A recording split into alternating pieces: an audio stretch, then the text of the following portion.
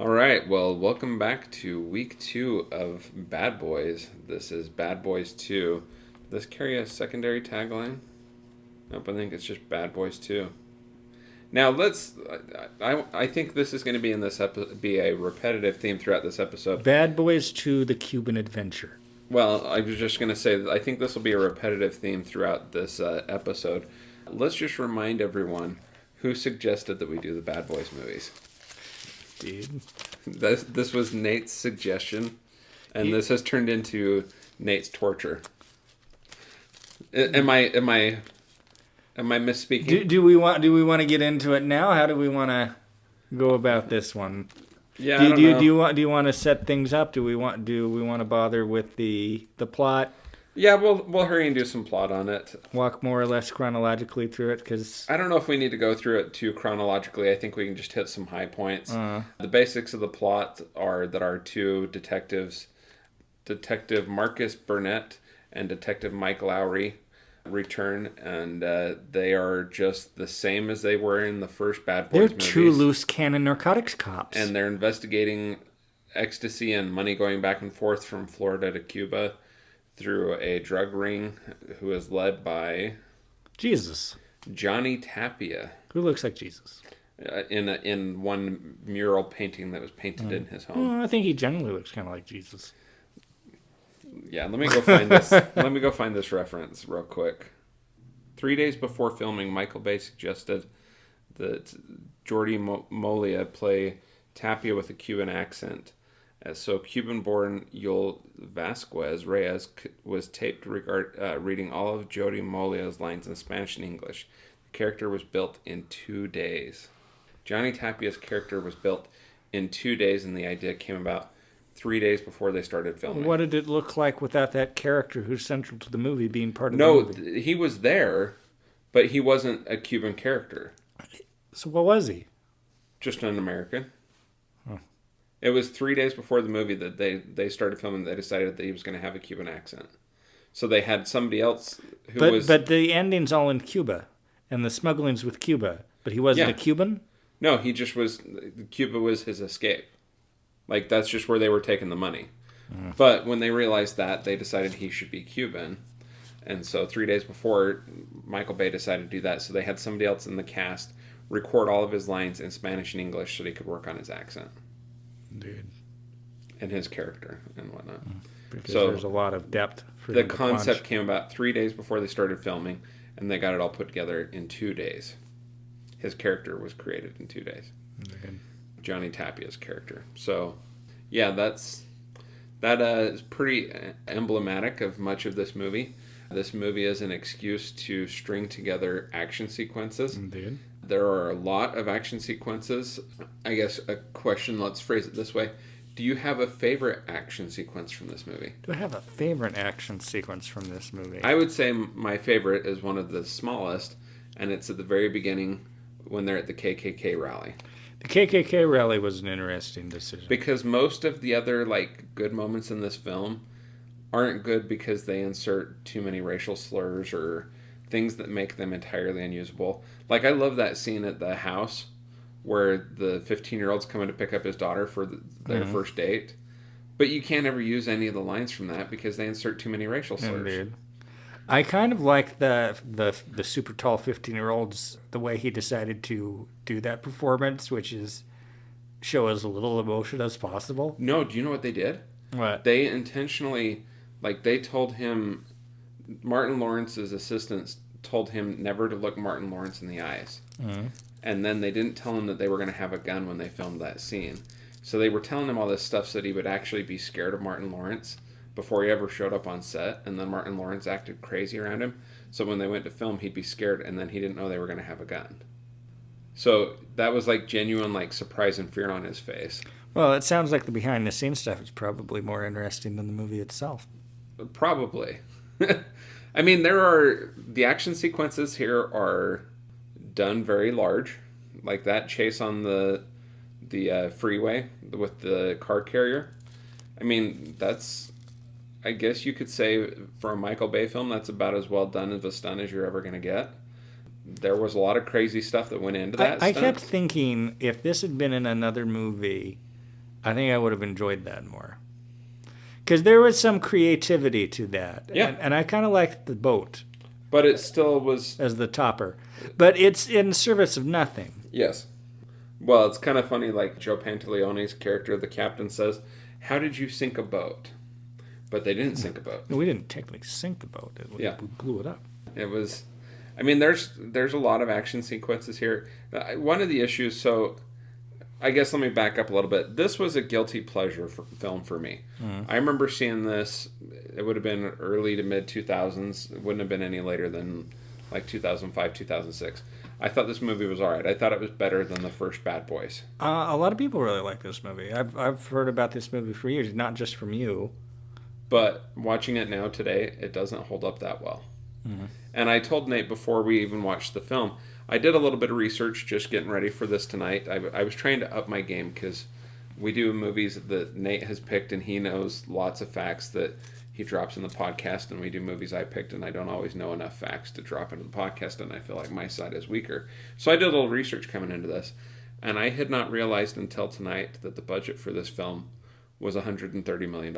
Now let's compare that to the budget for the original Bad Boys, which was 1995. $19 million. Yeah. So I did not realize this cost $130 million. Now that I know this cost $130 million, I'm actually pretty much disappointed in the film. Well, I mean, by all rights, this should be, 6.5 times better than the original Bad Boys? So I checked out, before we watched this, I checked out the IMDb scores of the original Bad Boys and Bad Boys 2. Which one do you think has a higher rating? I'm going to say this does. The original Bad Boys has a higher rating. Really? By 0.4. By a full 0.4. It's like, this one I think is rated, let me scroll up. This one's rated 6.2 on IMDb. Oh, 6.6. No, I was right. So it's a difference of 0.3. So this one is rated 6.6 on IMDb, and the original Bad Boys is 6.9. Are you surprised by that? I think maybe a little. Yeah? Did you think this was better than the original Bad Boys? Well, I've been holding back. Let's hear it. So within moments of starting this and seeing the obnoxious opening montage sequence with the weird light scheme and the super quick Michael Bay cuts, and they're making the ecstasy in Holland, and then this bizarre sequence of the ecstasy being transferred from Holland to Florida, and the weird Ku Klux Klan rally drug drop-off that had Michael Shannon in it, which very briefly made me happy. I was not pleased. I was not happy. I'm like, oh, and then I just recently found out this is 2.5 hours long.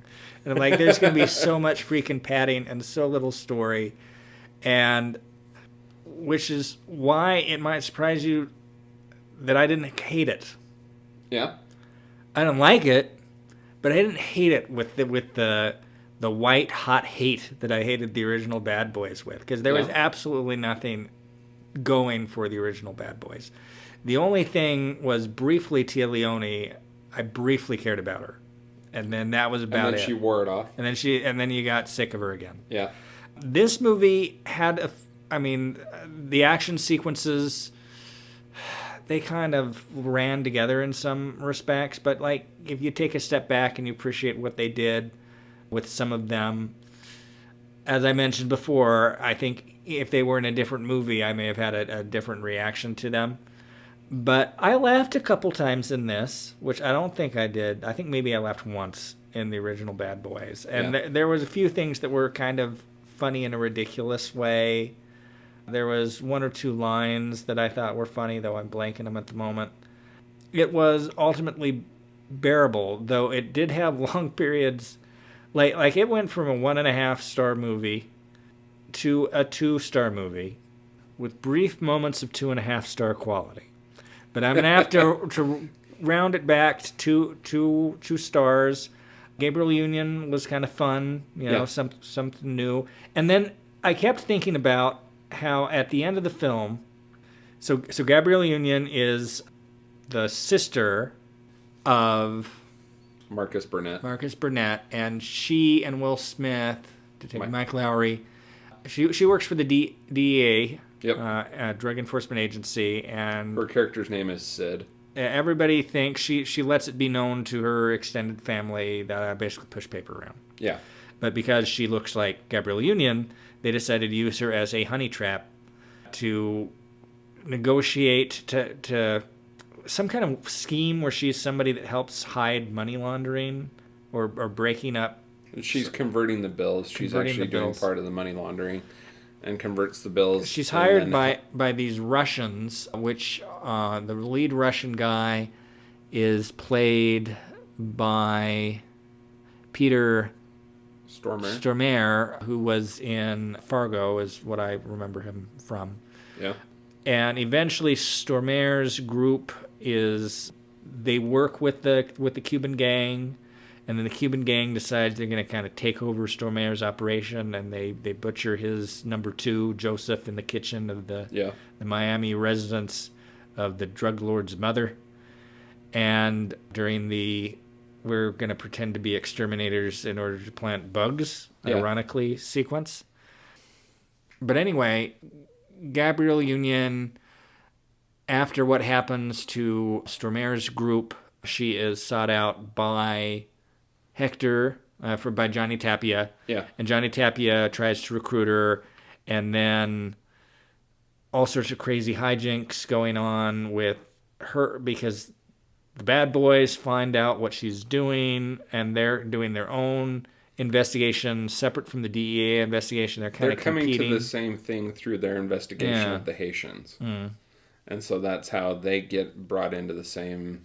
The Haitians are trying to hit up the Cubans or whatever, take their money, rob them. There's a lot of ethnic gang. And so they're brought into it through the movie. Haitians and discover she's part of this thing. And then, of course, eventually, because of the big shootout on the bridge on the freeway, the Johnny Tapia realizes and comes to find out that these guys that he thought was gangsters were actually detectives and that they were there to protect Sid. And so then he takes Sid captive and kidnaps her to Cuba.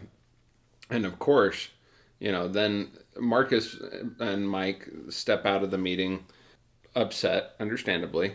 But of course, magically, in that moment where they step out upset, the DEA agents, the FBI, everybody comes down and says, "You look like you're going to do something crazy. We're here to help." Which is freaking ridiculous. Yep.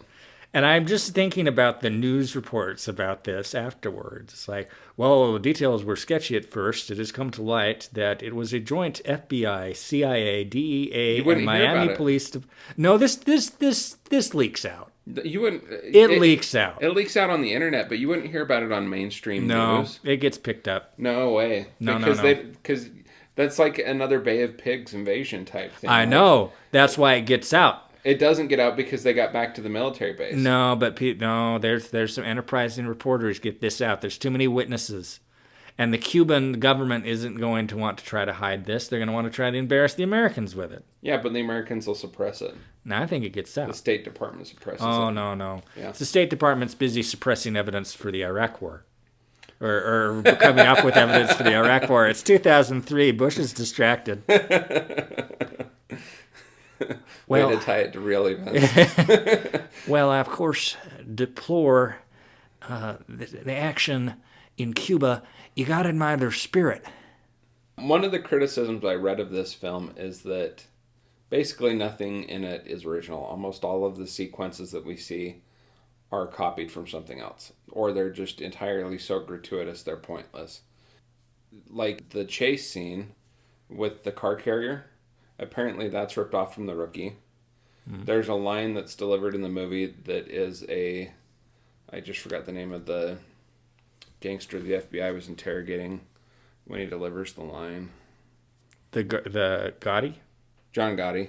So there's lines that are taken directly from John Gotti's interrogation.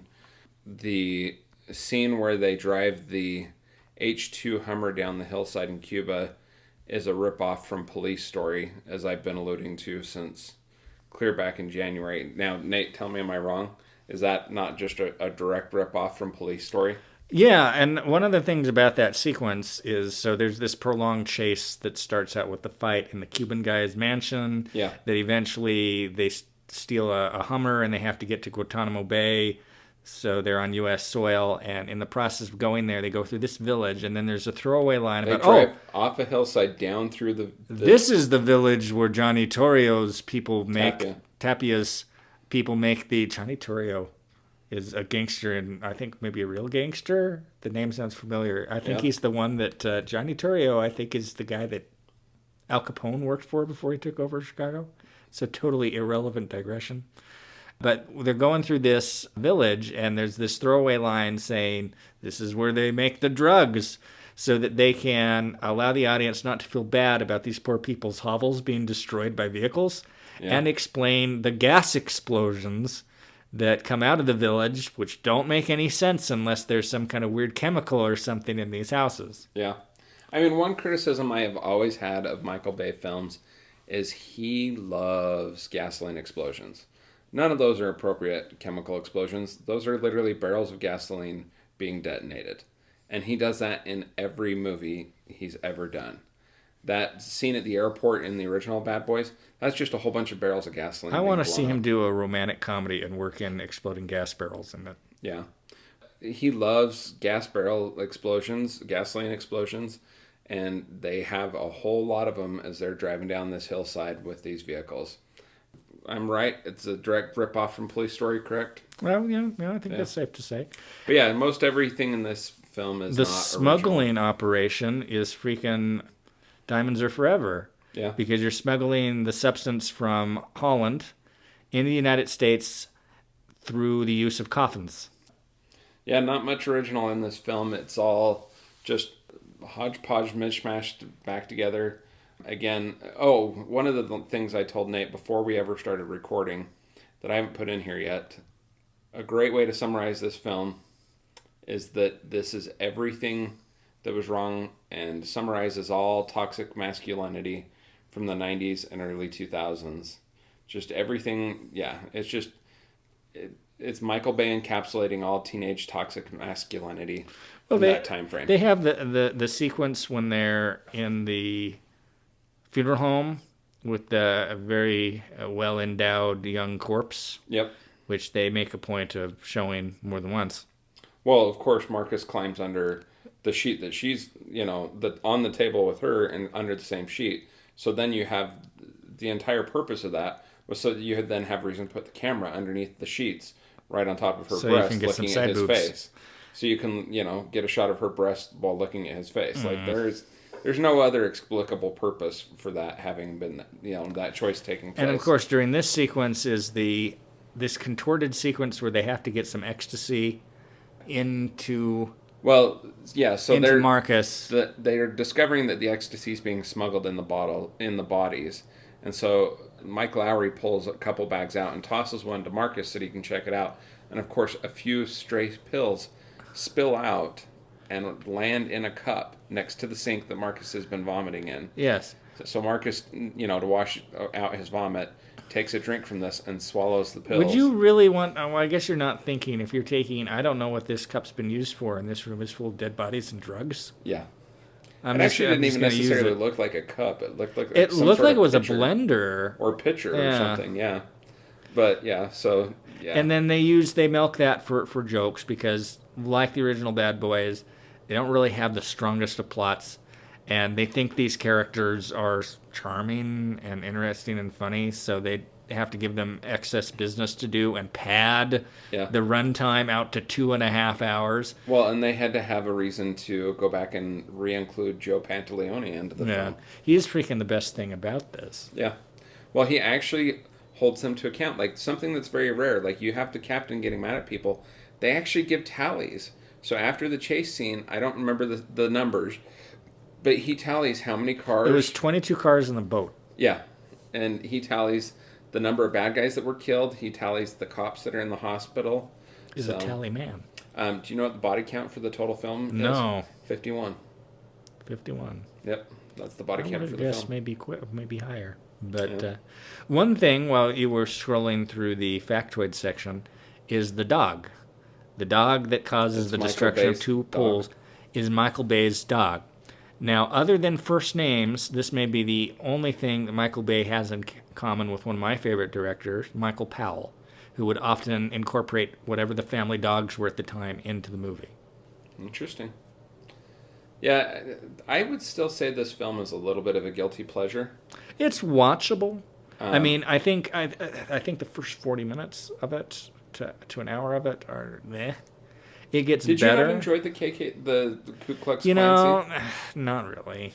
It didn't really do that much for me. I was happy that Michael Shannon was in it, and I was happy that they brought Michael Shannon back later in the film Yeah. for a contorted car chase sequence. Where they just leave him in the where trunk? they leave him in the trunk. Yeah. And then that scene was there for the visual of the two black leads taking off the Klan robes and revealing That's why I themselves. thought it was cool. And it was one of the few sequences here where they didn't just... It's not just entirely gratuitous. It's not just totally blown out of proportion, or isn't just laden with racial slurs. Which there's a fair amount of in this movie. There's also a lot of racial teasing with Vargas and the other Latino cop. They've got this kind of back and forth jokes about them being illegals. Well, and then the low tide, don't you have relatives to go pick up? Yeah. And then again, all the different... they're all ethnic gangs. Yeah. You got your Haitians, your Russians, and your Cubans. Yeah. And the Haitians are just kind of like thrown in there. The Haitians didn't even necessarily really need to be in the movie. They help push forth some of the action. It's how you tie in the local police into the DEA operation. But you notice they dispatched them relatively quickly. Yeah. When they were having the standoff in the Haitian's house, and you have all those Haitians on one side of the wall, and then Will Smith is on the other side, I keep thinking they should just freaking shoot through the wall. Well, that portion of the wall was too thick. That was part of the point. He was behind the mantle, which is made out of stone and would have stopped bullets. So. Not to think that Michael Bay's going out of his way to explain away continuity issues. There was the moment where during the second mansion sequence of the Miami mansion, where they figure out that they've made Gabriel Union, and some of the people like piece it together that should have known because she had the wire on, but they're like deduced it. It's like, well, just listen to the wire. Oh yeah. Well, are you talking the beach scene where he wants her to go out in the water? Oh yeah. Yeah. Okay, I'm getting those There's mixed a up. part where they're at the beach. She's meeting Johnny Tapia for the first time, and he's proposing the relationship that she launders their money, and they're sitting there. She's ordered mojitos, and he says, "Let's go out in the water." And she says, "Why don't you just ask me if I'm wearing a wire?" And he says, "I'd rather go out in the water, you know." And then the guy sitting in the van listening in, or you're right. There is the part of the mansion. Well, there's a sequence there too, where they're like, "Where's she going?" It's like, they're going in the water. It's like, well, yeah. You would have known that if she was wearing a wire. Yeah. But was she not wearing a wire? No, they wired it for sound by different means. She wasn't wearing a wire in a bikini. But there was something else. There was a microphone placed. There was probably something placed in, like in the table or something. Yeah, or the little seat that she was in. Okay. But yeah, that's where I dropped the line of, well, you would have known that if she was wearing a wire, you know. But they're sitting in the van, and it's not until they're like down in the water they're like, oh, they're doing this so we can't record them, and you know, there's a lot of continuity issues in Michael Bay films like this, and this apparently was also the last rated R film that Jerry Bruckheimer was producer on. Michael Bay apparently said that he wanted to make this rated R because he was tired of the constraints of PG-13 movies. Michael Bay is not my favorite director. Michael Bay, yeah. But, yeah, I mean, this is still, like I said, it's still a little bit of a guilty pleasure movie. I had not watched this in between 5 and 10 years. And this is probably only the 5th time I've ever watched it. You've seen this 5 times.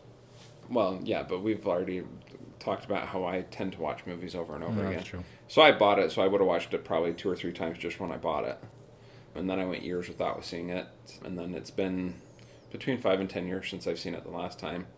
Like I said, knowing what I know now about it, that it cost $130 million, and some of the other cultural things that have happened. This is just an encapsulation of toxic masculinity, and it doesn't hold up that great, but it still works as a little bit of a guilty pleasure. And it is, in my opinion, significantly better than the original Bad Boys. It is tolerable.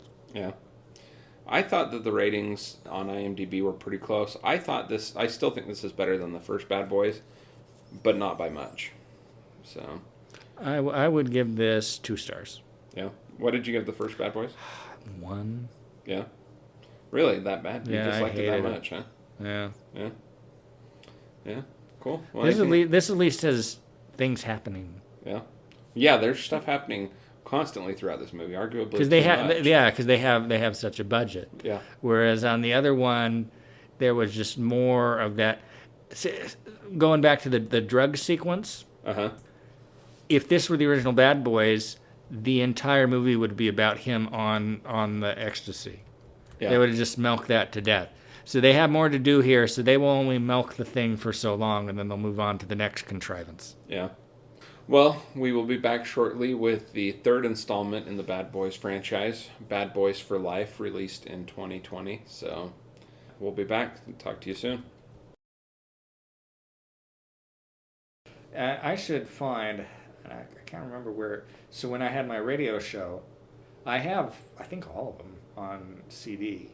Oh, yeah. And they were all basically, I'd play music and talk a little bit about the music or the people that wrote it or whatever. With one exception. I did an Oscar one before the ceremony for the 2005 awards, which of course was in 2006. Yeah. And so I got me and 3 friends talked about the Oscars for about half an hour. Find that CD and we will drop that in the podcast. We should drop it in the podcast as Yeah. real retro material. So yeah. So was your show live? No. So did you recorded. record it and then edit it? Yeah. So I've done this stuff before, but were you doing it reel to reel or was it digital editing? Digital editing. Okay, so you've done it. So I've done it, but I last did it in 2006. Yeah, and I'm sure software has changed quite a bit since then, but yeah. And so the guy that one of my guests for the Oscar broadcast, whose name was Joe, not the Joe a different Joe.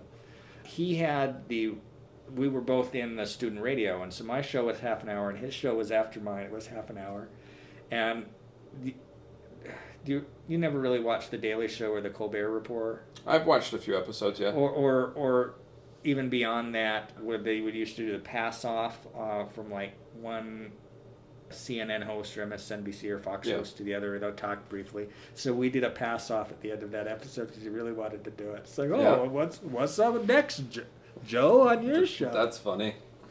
So what do you think of Bad Boys so far? I bet you're glad we spread it out. It's a curve. I mean, it's grading on a curve. You're glad we spread it out, though, right? Yeah, definitely. How long do you want to wait before we go see this one? I guess we'll wait until it gets to the dollar theater. How long is it in theaters? Yeah. It's done pretty well, and of course it's been received better than the others. Yeah. So I mean, I think there's some hope for it, and there's definitely an improvement between 1 and 2. So if this pattern continues, well, it's got a different director, so. Oh yeah. It's not Michael Bay. It's like the most well received of the Transformer movies was Bumblebee, the one that Michael Bay didn't do. Yeah. And it's the only one I've seen. Yeah. Not counting Transformers, the movie 1985. So I own more Transformers movies than I would like to admit that I would own. And I saw the first 2, or first 1 or 2. The first one I actually thought was all right. And then it got later into the franchise, and I was like 6 of them? Well, I do not own all of them. But eventually, one of them came out, and I was like, well, it's cheaper than renting it, and I didn't go see it in the theater, so I'll just buy it. I refuse to see those. You should see the first one. I remember when the first one was coming out, and I'm just, no. You should see the first one. You should borrow the DVD at some point. I'm freaking waiting for the GoBots movie. The next time you want to do bad movies, that's what we should do, is just do Transformers. Yeah. We could just continue to rip on Michael Bay, but yeah. No, I don't know that we would want to, even if we spread them out a month apart, I don't know we'd want to watch that many Transformers movies. It gets really bad. One of these days we need to do the treatment where and I guess we do that to one extent or another, but take it seriously and analyze it. Try to explain the convoluted story Oh, of Transformers? Yeah. One of the things I forgot to mention to you about this movie, so I told you it had a budget of $138 million. What are your guesses of what it brought in the box office? 200 something million. Now, are you thinking domestic or worldwide? Domestic, it only brought in $138 million. So it about even domestic minus all the costs for advertising and stuff. Yeah. Worldwide, it would have then pushed it over. Like its worldwide gross was like $237 million. Huh. In fact, Which I can look and tell you. Not a lot given the budget. No, it's given that budget. It's Would it have been considered a success? I guess so. I mean, if it makes money, then I assume you consider it a success. But yeah, its budget was 138 million or 130 million. Opening weekend in the U.S. was 46 million. It opened July 20th, 2003. Gross U.S. 138,608,444. Cumulative worldwide gross 273 million. So it would have made over $100 million, 140 total with its worldwide gross. But I don't know how much that is after all of the advertising costs and distribution. But I mean, it would have made money. You probably had tie-ins. Well, that's probably why they waited from 2013 to 2020 to make the next one. 2003 to 2020. That's probably why they waited to make the next one. So They should make another one. They should make it in another 15 years. And it should just be a straight comedy about them in retirement. yeah.